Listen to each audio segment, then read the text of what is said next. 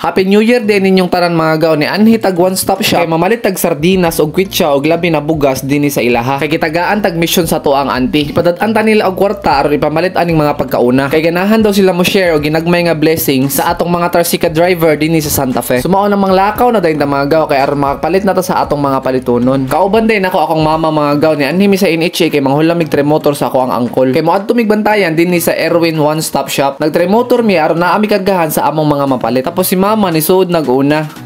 Mao nang musuod na sad ta aron makapamili na ta kung unsa ato ang mga pamaliton. Ug sa diyang dapita nakapamili na ta mga gaw. Nianhin na ta sa counter aron bayaran na ni ang atong mga gipamalit. Mao nang dinhi mi sa bantayan na malit kay puro man jud sirado ang tindahan dito sa Santa Fe. Mao nang layo-layo jud ang among gibiyahe. Ug sa diyang naabot na mi mga gaw ato na naginahinayan og hakot ang ato ang mga gipamalit. Ug atong uban nga nabili naa nay mo hakot ato. Kanila nga ato ang gidala kay gaan man pasikat ba. Mao na day nataran ato ang napalit mga gaw. Giablihan na ni mama aron mapakita sa ato ang mga auntie nga nakapalit na ta. Amo sa nang gipicturean diha mga gaw aron masend na sa ilaha. Ug sa diyang dapita gisugdan na nila mama ang pagpacking sa bugas ug pagbahin-bahin sa noodles ug sa sardinas. Kitabangan lang din na nila sa akong manghod ug sa akong igagaw aron madali ni ang ilahang obra.